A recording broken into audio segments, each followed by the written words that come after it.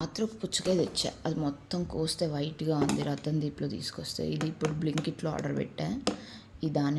ఈ పుచ్చకాయను ఈ దానిమ్మ గింజలు ఇప్పుడు వీటిని ఇది కోసి ఇది వైట్గా ఉండిద్దో రెడ్గా ఉండిద్దో చూద్దాం. పర్లేదు, కొంచెం రెడ్డే వచ్చింది ఈ పుచ్చకాయ. ఈ పుచ్చకాయతో ఇప్పుడు నేను ఐస్ చేస్తున్నా. ముందు మనం ఇదేంటో అనవట్లేదు, పుచ్చకాయని జ్యూస్ చేసుకుందాం. పుచ్చకాయ జ్యూస్ అయిపోతుంది, ఇదిగోండి. ఇప్పుడు ఇది ఫ్రెష్ పుచ్చకాయ జ్యూస్. ఇప్పుడు దీన్ని నేను వీటిల్లోకి వేస్తాను. ఫస్ట్ దానిమ్మకాయ జ్యూస్ కూడా తీసి పెట్టుకుందాం. 2 జ్యూసెస్ రెడీ అయిపోయినాయి. ఇదేమో దానిమ్మకాయ, ఇదేమో పుచ్చకాయ. ఫస్ట్ దానిమ్మకాయ కొంచెం ఉంది కాబట్టి దీంట్లో వేస్తున్నాను. ఒక స్టిక్కే వచ్చింది అనుకుంటా దానిమ్మకాయ.